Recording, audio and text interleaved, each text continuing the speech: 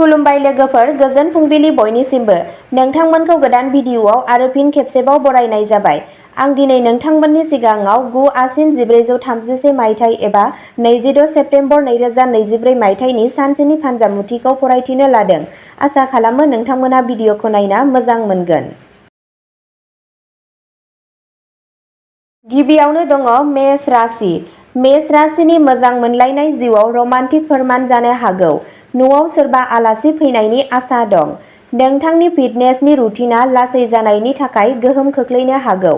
माखासे सुबुंफोरनि थाखाय सहरनि बायजोआव दावबायनायनि खाबु दं। वृषभ राशि। दिनै सावस्रिखौ लानानै जिंगासिनो हागौ, नाथाय जेबो गिथावना जानाय नङा। मानसिफोरखौ खुसि खालामनो नाजानायाव गावखौनो नारसिननो नाङा। नोंथाङा नोंथांनि जिउ लोगोरिखौ खुसि खालामनो हाजासे नाजानो हायो। मिथुन राशि। मिथुन राशिनि माखासे फरायसाफोरनि फरायनायाव जौगानायनि आसा दं। जुदि नोंथाङा फालांगियाव रां खामायबायब्ला फिन गोब्राब खामानि मावनो थियारि जा। माबा मोनसे आयदायाव नखरा नोंथांजों थाफायाबो जानो हागौ। मोनसे मावथांखिआ नोंथांखौ मान सन्माननि मासिसिम जौगाहोगोन।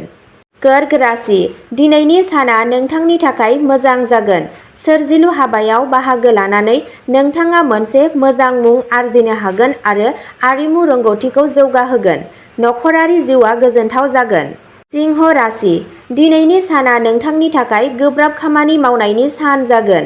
नोंथाङा नोंथांनि सुबिदाफोर आरो नखरारि बिबानफोरावबो आबुं गोसो होगोन। सम्पथिखौ लानानै नखराव नांलाय-खमलाय जानो हागौ। जायखिजाया खामानिखौ साननानै खालाम। कन्या राशि।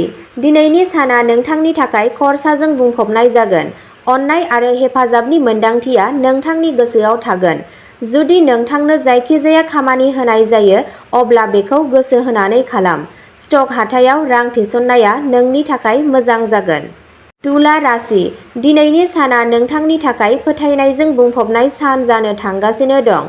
जुदि नोंथांनि आखुआव माखासे सोलायनाय दं, अब्ला नोंथाङा बेफोरजों जुजिनो नाजानांगोन। नोंथाङा नखरनि सोद्रोमाफोरनिफ्राय रागा जोंनायजों मोगा-मोगि जानांनो हागौ। वृश्चिक राशि।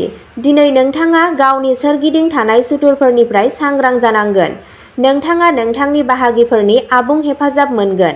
लोगोफोरजों आरोबाव जेबो फोरमायथि दा रानलाय। नखराव मोनसे गोथार हाबाफारि खुंनायनि थाखाय आबहावाया गोजोनथाव जागोन। धनु राशि। दिनैनि साना समाजारि बिथिङाव खामानि मावग्रा सुबुंफोरनि फारसे सनमानखौ बांहोनो थांगासिनो दं। नोंथाङा माखासे बायजोनि सुबुंफोरजों सोमोन्दोआव फैनायनिफ्राय गोजानाव थानांगोन। नोंथाङा बिदा-फंबायफोरनिफ्राय आबुं मदद मोनगोन। मकर राशि। दिनैनि साना नोंथांनि थाखाय गोनो-गोथोजों बुंफबनाय जानो थांगासिनो दं। नोंथांनि गोसोआ माबा मोनसे बाथ्रानि थाखाय जिंगासिगोन। जुदि नोंथाङा फालांगियाव माखासे सोलायनाय लाबोनो सानदोंब्ला, अब्ला बेयो नोंथांनि थाखाय मोजां जागोन।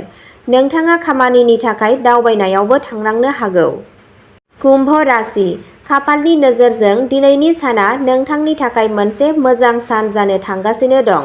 नोंथाङा माखासे धोरोमारि हाबाफारिफोराव बाहागो लानो खाबु मोनगोन। मोजां मोनलायनाय जिउ खुंग्रा सुबुंफोरनि गेजेराव माखासे दावराव-दावसि जानो हागौ, बेनिखायनो बायजोनि सोमोन्दोआव दाथां। नोंथाङा नोंथांनि हाबाफोरखौ सोलोजों मावनांगोन। मीन राशि। दिनैनि साना नोंथांनि थाखाय एसे फिथाइगोनां जानो थांगासिनो दं। नखरारि जेंनाफोरनि थाखाय नोंहा गोसोआरि नारसिनथाय थागोन। जायखिजाया देहायारि जेंनायाबो नोंथांखौ दुखु होनो हागौ। जिउ लोगोरिया माबा मोनसे बाथ्रायाव नोंथांजों रागा जोंगोन।